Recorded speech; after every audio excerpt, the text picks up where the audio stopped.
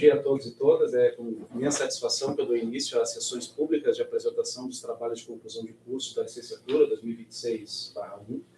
Iniciaremos agora pela manhã com um trabalho de Leonardo Colchete Pereira, intitulado Qual a relação entre o trovão e o Uber? Uma unidade didática de cinemática sob a ótica da aprendizagem significativa. Compondo a banca temos o seu xará, o seu homônimo, o seu Leonardo Heidmann. Leonardo, muito obrigado por ter aceito mais uma vez, mais um semestre, a participação. O Leonardo, não a banca, o Leonardo apresentador, terá até 35 minutos, mais ou menos, para fazer a apresentação, seguido, então, da lição. Tá? Então, pode começar.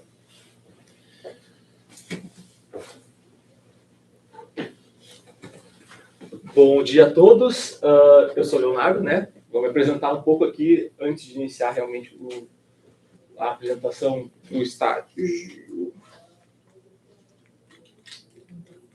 Não acredito. Foi? Acho que foi. Então, eu sou o Leonardo. Oi, essa aqui é a minha família, meu pai, minha mãe, a quem eu devo muito.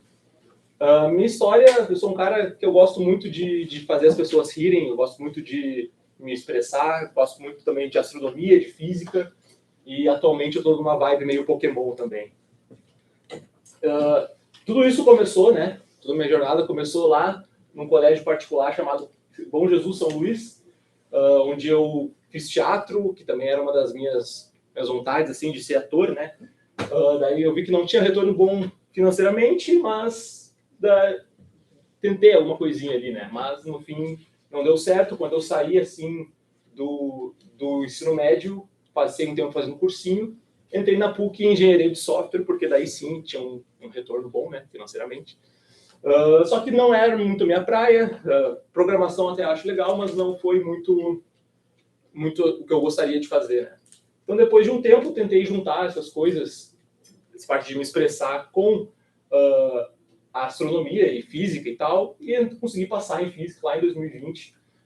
Pela pandemia, passei por tudo isso, mas seguimos firme e forte, né?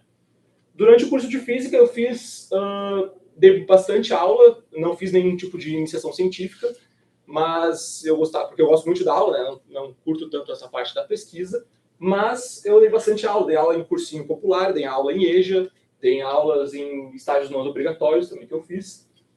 E durante todo esse percurso, cheguei agora aqui no final, na cadeira de estágio 3, que é onde tudo que a gente passou durante todo esse curso culmina, né? Então, no estágio 3, a gente fez algumas coisas, a gente fez algumas leituras, ao total foram 6 leituras no semestre, falando sobre referencial teórico, sobre metodologias de ensino. Durante essas leituras, a gente também começou a fazer as observações na escola, onde a gente fez 20 horas aulas de observação, mais ou menos 20 períodos. Quando as leituras acabaram, a gente começou a fazer os microepisódios, que são ensaios, né? Ensaios onde a gente apresenta as aulas que a gente quer dar na regência para a turma conseguir dar um feedback, falar tá bom, tá ruim, pode melhorar. E daí, quando as observações acabam, a gente vai direto para a regência, onde é 14 horas aula, 2 períodos por semana, mais ou menos, foi o que eu dei. Um período às 7h30 da manhã e outro período às 10h30. Não eram consecutivos, né? Era cada um dia. E foi minha regência. E essa regência e essa observação aconteceram na Escola Estadual de Ensino Médio Alberto Torres, que fica lá na Vila Nova. Então, só para se situarem, né, aqui é o Vicente Montejo, o João Salomone, e está aqui a escola. Essa aqui é a frente da escola, ela também tem EJA, está bem pequenininho aqui. Ela é bem gradeada por dentro e por fora. E, bom, ela tem uma história interessante, ela foi fundada em 1939, então é uma escola bem antiga. Por mais que ela se chame Ensino Médio Alberto Torres, né, ela também possui ensino fundamental, que é uma coisa que implementaram há pouco tempo. Tem a quadra de esportes, tem 2 andares, que tu entra, depois tu pode descer um pouquinho. Tem computadores portáteis disponíveis, para caso o professor queira usar. E tem sala de vídeo também. Sobre a sala de aula, né, as salas de aula que eu observei, algumas têm ar-condicionado, mas todas têm ventiladores. As salas não têm projetor, nenhuma sala, só a sala de vídeo, né? E elas têm poucas tomadas. Então, como eu queria dar aula com slides, eu comprei um projetorzinho e comprei também uma extensão para conseguir conectar, porque a tomada do quadro não funcionava bem. Não funcionava nada, no caso. As cadeiras e as mesas eram bem conservadas, pelo que eu vi, né? As salas todas tinham quadro branco, na sala que eu estava não tinha apagador, então tinha que usar o meu. E a sala que eu estava também, na regência, ela era utilizada pelo 5º ano do fundamental, só que, então, quando a gente chegava, às vezes tinha uns trabalhão, assim, de maquete em cima da mesa, a gente tinha que arrumar isso.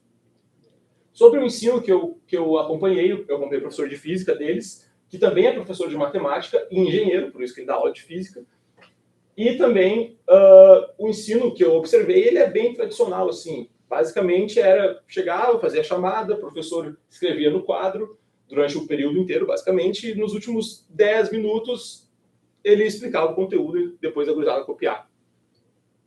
E eu também percebi que a matemática é uma prioridade bastante grande nesse estilo de aula, né? Então, porque ele sempre trazia alguma coisa matemática passo a passo. Então, aquela história de dividir por 3,6, conversão de unidades e tal, fazia multiplicação bem devagar.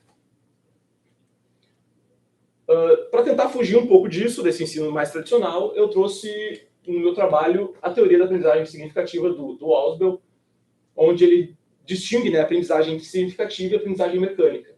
A aprendizagem significativa é aquela aprendizagem que o conteúdo novo aprendido pelo aluno ele é conectado, ancorado por conhecimentos prévios que ele já tinha, que ele chama de subsunsores, né? Então, quando o aluno aprende com essa conexão com o conhecimento prévio que ele já tinha, ele faz uma aprendizagem significativa. Só que só isso não é o suficiente também. Para a aprendizagem ser significativa, o material que o professor traz ele também tem que ser significativo para o aluno. E o aluno também tem que estar disposto a aprender o que a gente está tentando ensinar, né, ali na frente, para poder ter essa aprendizagem significativa mesmo. Ao contrário da aprendizagem significativa, tem a aprendizagem mecânica, que é quando o aluno ele aprende alguma coisa, mas não faz essa conexão com os subsunsores que ele já tinha. Por exemplo, quando o aluno na física aprende só uma fórmula para fazer a prova no outro dia, é uma aprendizagem mecânica, ele não consegue levar esse conhecimento para o resto do semestre, do ano, assim, né? Já se for significativo, ele consegue fazer essa conexão e manter essa conexão mais brilhante na cabeça. Outros conhecimentos que ele traz é que durante a explicação a gente fazer uma diferenciação progressiva do conteúdo, ou seja, partir do geral até o mais específico. Na minha unidade didática, vocês vão ver que eu parti do geral, falando de referencial, de posição, deslocamento, distância, para depois falar e especificando de MRU, MRUV, queda livre e assim por diante. Outra coisa que a gente faz é reconciliação integradora para o Ausubel, que é quando tu retoma esses conceitos para evidenciar as conexões que eles fazem. Então, quando eu for falar de MRU, tem que falar de posição também, mas que foi lá numa aula mais anterior. Então, retomar esses conceitos para evidenciar que tudo se conecta, né? Então, esse aqui é o Ausubel. E também eu utilizei o Peer Instruction, a instrução por pares, para realizar algumas metodologias ativas de ensino. E o Peer Instruction é bem tranquilo, a gente faz uma breve exposição do conteúdo.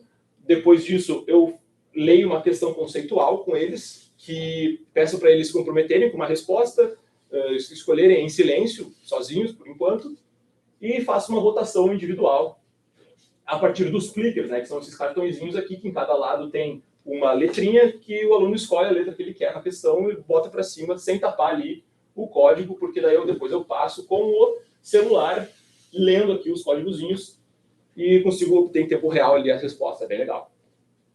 Depois que essa votação individual acontece, tem 3 caminhos para seguir, mas o mais interessante é quando a turma fica meio a meio, assim, mais ou menos, e eu consigo mandar eles discutirem entre si. Então, quando essa discussão entre pares acontece, eu peço para eles irem encontrar um colega que botou uma resposta diferente da deles e convencer eles da resposta.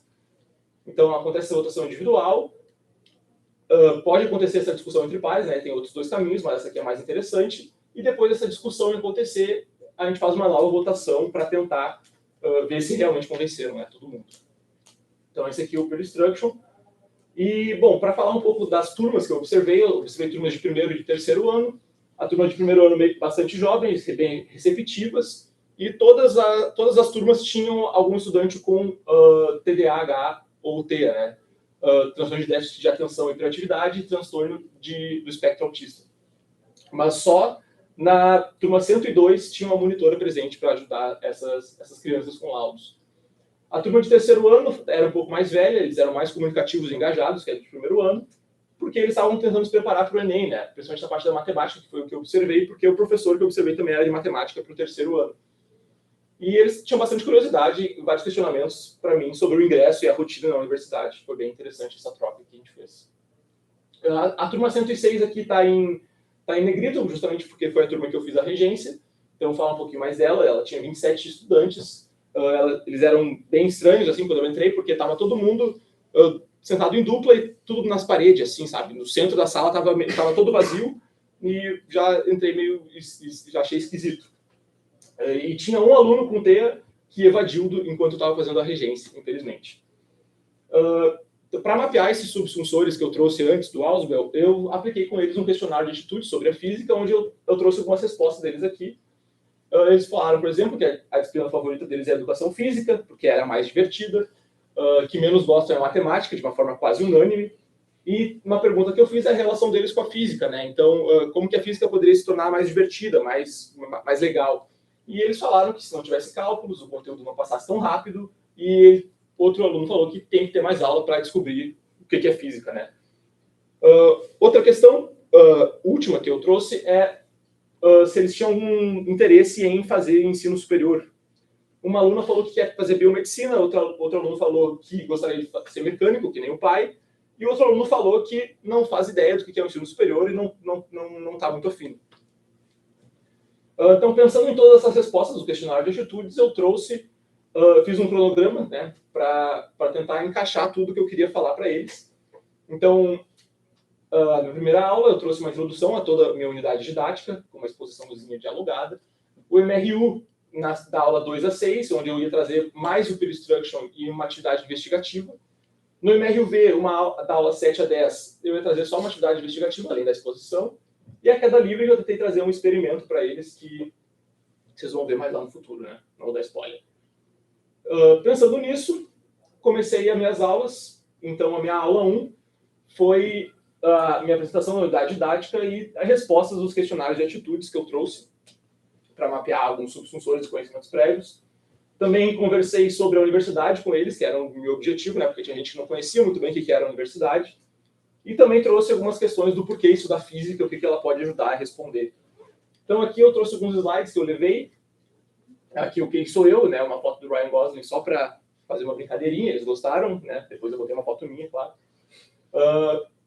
Depois eu trouxe uma reportagem que diz que brasileiros sem ensino médio, sem ensino superior ganham 3 vezes menos, de acordo com o IBGE, para tentar iluminar eles, assim, né, e fazer alguma coisa de tipo, gente, vocês não sabem o que é, eu trouxe o que é a universidade, conversei com eles sobre como entrar, SISU, Enem e tal, e também trouxe para eles por que é importante, interessante para eles fazerem uma universidade, um curso superior, né. Mostrei como iam ser as aulas, tudo que a gente ia fazer, mostrei como eu ia avaliar eles, né, eu falei para eles que não ia ter prova, mas eu ia avaliar eles de outros jeitos, e algumas questões de física que a gente ia investigar ao longo da unidade. A realidade da aula que aconteceu, eu tive menos tempo que eu imaginei. Alguns alunos estavam facilmente distraídos, porque eu imagino que para eles foi uma diferença muito grande de estilos de ensino, né? Porque eles estavam acostumados a passar o período inteiro só escrevendo no caderno e depois, agora eles tinham que prestar atenção em mim pelo período inteiro. Então, eles se distraíam facilmente. Mas, quando eu trouxe a parte da universidade, alguns alunos se interessaram bastante, perguntaram para mim sobre portas abertas e Open Campus da PUC e tal. E falei para eles, a universidade é de vocês, podem chegar lá e onde vocês quiserem e ver como é que é o curso. E daí, acho que alguns foram influenciados. E eles ficaram felizes quando eu falei que não ia ter prova, né? Eles fizeram um uhul, obrigado, professor. Eu falei, calma, não significa que eu não vou avaliar vocês, né? Enfim, na aula 2, nessa ideia de trazer, mapear alguns conhecimentos prévios e trazer para eles nas aulas, eu trouxe algumas problematizações. Vocês vão ver que durante toda a unidade eu tento trazer alguma problematização no início da aula.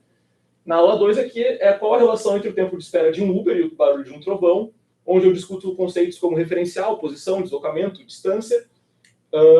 Tento apresentar para eles o que é modelagem em física e o porquê que a gente utiliza esse modelagem, né, porque a gente faz isso, e 4 questões de Pure Instruction. Então, aqui é um exemplo de questão de Pure Instruction minha, um pouquinho de como é um carro real, um carro modelo, né, uma discussão que eu fiz com ele sobre modelagem, e também trouxe uma tirinha do Cascão e do Cebolinha, da Turma da Mônica, para discutir referencial com eles.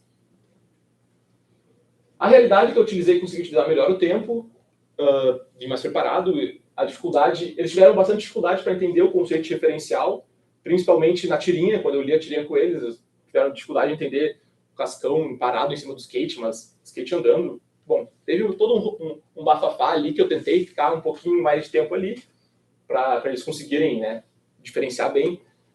Muita dificuldade de matemática ali na hora de fazer cálculo e exercícios, principalmente da parte de passar para o outro lado, assim, sabe, essas coisas de professor, bem matemática mesmo, bastante dificuldade. Mas eles tiveram discussões muito interessantes no Pure Instruction, que eles gostaram bastante, eles entenderam os clickers e trouxeram muitas coisas interessantes durante a discussão. O que me surpreendeu, porque eu pensei que eles iam não estar muito aí para o Pure Instruction. E quando eu estava recolhendo, no final da aula, os clickers, né, um aluno olhou para mim e falou: desse jeito eu consigo gostar de física, o que me deixou feliz, assim, não vou mentir com vocês. Na aula 3, a ideia era retomar a questão problematizadora da aula 2, definir alguns conceitos mais avançados, como velocidade média instantânea, e introduzir a função horária da posição e o MRU. E tentei aplicar essa equação para calcular o tempo de um trajeto até a escola e a distância de um raio, evidenciando, né, a semelhança entre um Uber e um trovão, entre o tempo de espera de um Uber e um trovão, né, que a gente usa o mesmo modelo para trabalhar, pode usar o mesmo modelo para trabalhar com os dois, que é o MRU. E mais 3 questões de Pure Instruction. Então, aqui só uns exemplos do que eu trouxe na aula. A realidade dessa aula é que o Pure Instruction funcionou muito bem de novo. Eu sinto que eu trouxe pouco da problematização durante a aula, do que eu podia melhorar, né, trazer a questão durante o período. Eu fiquei muito preocupado com o tempo disponível na aula, porque lá o tempo é corrido, que nem aqui, mas lá eu estava mais nervoso ainda, porque, bom, a turma precisava manter a atenção na turma o tempo todo, né. Durante essa aula eu vi alguns alunos dormindo, o que me deixou bem triste, porque talvez se eu tivesse conseguido trazer a problematização durante a aula, esses alunos não tivessem dormido tanto. Às vezes ficou muito fechadinho, física, sem a problematização que eu trouxe. E só que os alunos prestando atenção falou que tu gosta muito de carro, Sor, e eu gosto mesmo. Daí eu comecei a falar com eles, gosto de Fórmula 1, eu gosto e tal. Daí eu tentei trazer Fórmula 1 nas aulas mais para frente. A aula 4 e 5 eu tentei mostrar o que é e a importância de gráficos. Mostrei gráfico de posição versus tempo, a partir de uma historinha. Fiz 2 questões de Pure Instruction e depois uma atividade para eles criarem gráficos.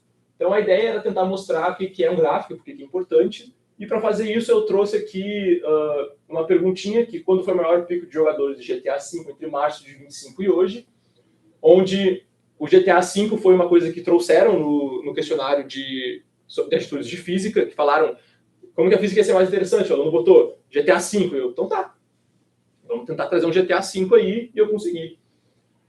Daí aqui a ideia era mostrar para eles que tirar a informação da tabela é um pouco mais difícil do tirar do gráfico, né? Porque o pico de jogadores já dá meio que a entender que eu estou procurando um ponto mais alto, né? E eles conseguiram ver bem essa questão. E a história que eu trouxe da jornada da Mayara até a escola, ela é uma Mayara, uma menina fictícia que saiu de casa, caminhou com uma velocidade constante durante um tanto tempo, durante tantos de distância, né? E depois fiz eles mostrei uma tabelinha dessa história e depois a gente montou o gráfico dessa história. A ideia foi que, de novo, aconteceu bastante discussão durante o Pure Instruction, que ficou bem legal.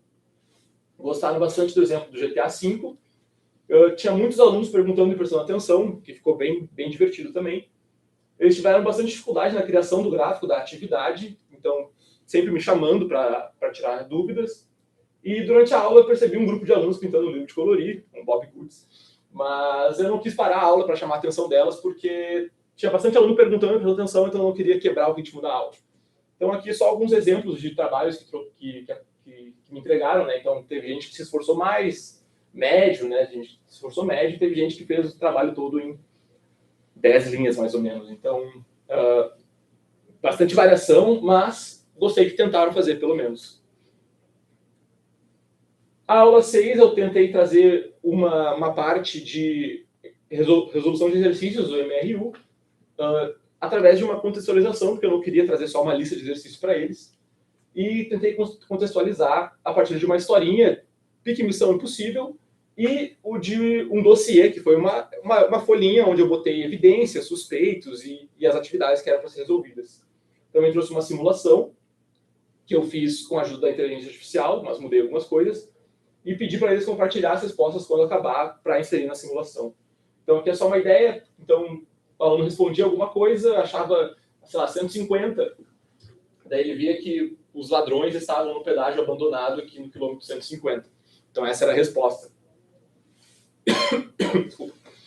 Então, aqui é só a simulação que eu fiz, né? Então, o aluno resolvia os exercícios e botava aqui as respostas, o nome do suspeito, o local do encontro, o tempo de viagem, e clicava aqui, a simulação brilhava verdinho ou vermelho, caso eles tivessem acertado ou não, né? A realidade dessa aula é que alguns alunos se engajaram bastante na parte de serviços de inteligência que eu trouxe, né? Então, no contexto da história ali, eles se engajaram bastante. Só que, na hora de resolver os exercícios, eles utilizaram muito a inteligência, uma IA, né? O GPT, Gênero, essas coisas, para a resolução dos exercícios. Então, eles tiravam uma fotinho assim da folha, mandavam resolver e resolviam, né? Mas não... Por que eu digo isso, né? Porque durante a aula eu entreguei a folha e daí sentei na minha mesinha, bem tranquilo, esperando dúvidas, e um aluno, 2 minutos depois, veio e me entregou a folha com tudo correto e tal, nem falou mais nada. E daí eu já fiquei meio... O que está acontecendo, sabe? No final, a maioria dos alunos trouxe a resposta e gostaram bastante da simulaçãozinha. Então, eu pedi para eles escreverem o nome aqui, né, e clicar. E eles falaram, gostaram. Tive até uma conversa com o aluno sobre programação e tal.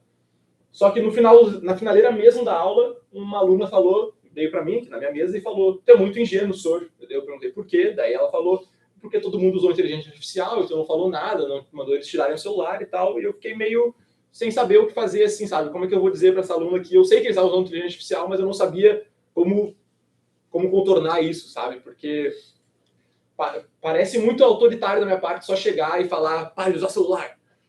E eu nunca, não fui assim, nunca durante as aulas, não ia ser agora que eu ia fazer. Mas olhando para trás agora, talvez eu tivesse tentado fazer questões um pouco mais difíceis que a IA não consiga fazer tão bem assim, ou tentar até integrar a própria inteligência artificial de alguma forma na história, que eles consigam utilizar, mas de uma forma que contribua para o aprendizado deles, né? Enfim. Continuando, cabeça erguida, aula 7, introduziu o MRU. De novo, naquela ideia de trazer subfunções dos alunos, né? Por que é perigoso utilizar o celular enquanto dirige, foi a minha problematização.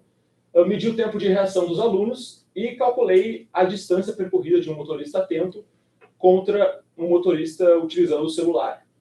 Então, aqui só uns exemplos do que eu trouxe, né? A ideia era mostrar que o tempo de reação do motorista muda quando está usando o celular, só que eu trouxe a aceleração na parte que o motorista tem que frear, né? Então, aqui é só o resultado dos cálculos que eu fiz. A parte dessa aula que foi realidade, que não é o meu planejamento, foi que eu tive uma melhor interação com a turma durante a aula. Assim, foi uma aula às 10h30 da manhã, então eles estavam mais acordados. Eu consegui trazer melhor a problematização durante todo o tempo da aula. Então, a ideia do tempo de reação eu consegui trazer durante todo o percurso da aula, o que me deixou mais feliz, assim, melhor.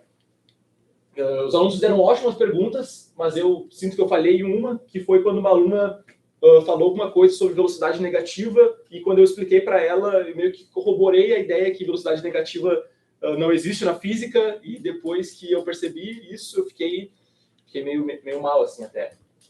Que daí é uma outra coisa que na aula 8, eu já começo explicando porque eu não consegui finalizar todos os cálculos nessa aula, então eu retomei essa parte e daí eu expliquei de novo essa parte da velocidade negativa.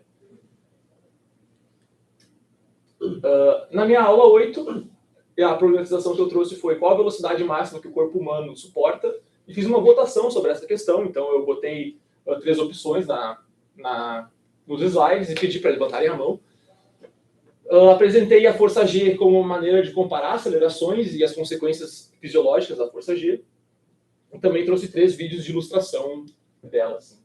Então aqui eu só comentei com eles que não tem limites de velocidade, o corpo humano, o MRU, o corpo não sente a velocidade constante, né? A gente sente a mudança de velocidade.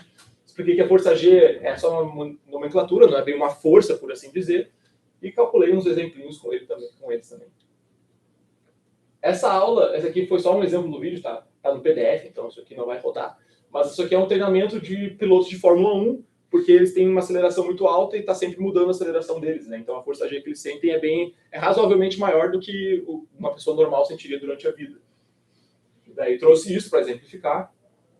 A realidade dessa aula foi que foi uma aula inédita, no sentido de eu nunca ter dado esse tipo de aula antes, e foi um desafio, assim, porque tentei levantar questões e trazer vídeos diferentes, só que eu tive pouco engajamento da turma durante as discussões que eu tentei levantar, o que foi bem triste, assim, na hora.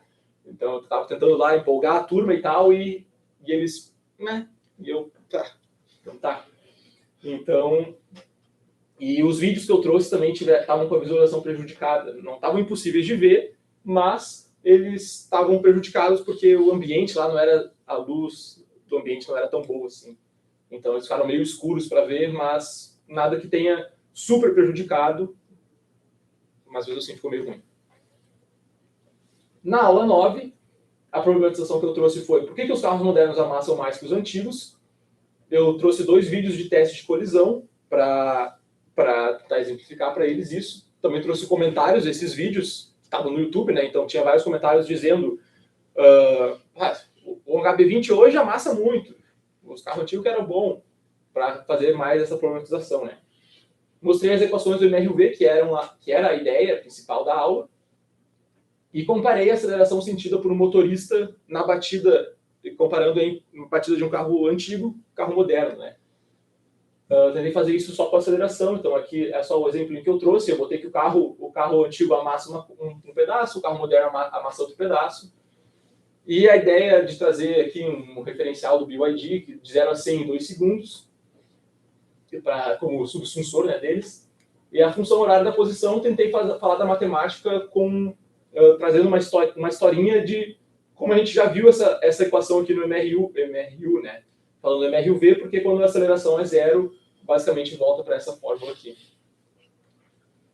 A ideia foi eu conseguir seguir o planejamento.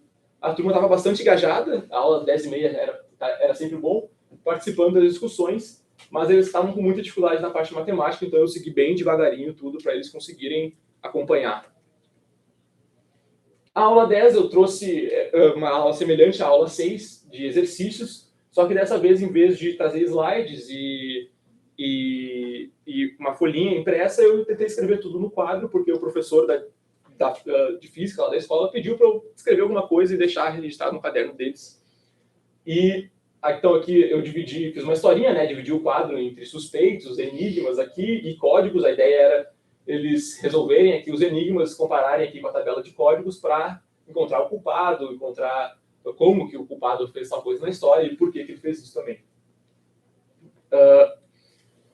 A realidade foi que a turma estava muito dispersa durante essa aula, durante a explicação da história, né, que era importante. Eu tinha ensaiado bastante, a turma não estava nem aí.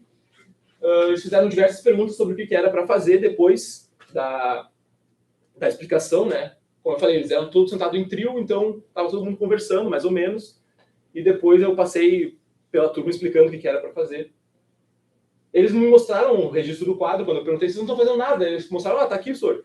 Daí o registro do que eles fizeram era muito bonitinho, muito legal, bem arrumado e tal, desenhos que eles fizeram bem bonitos. Mas isso gerou pouco engajamento deles, né? Então eles não estavam focados no que era importante, que era a física, fazer os exercícios. Provavelmente não vou repetir essa dinâmica de novo, sem slides e sem um roteiro orientador, que nem eu fiz na aula 6, né?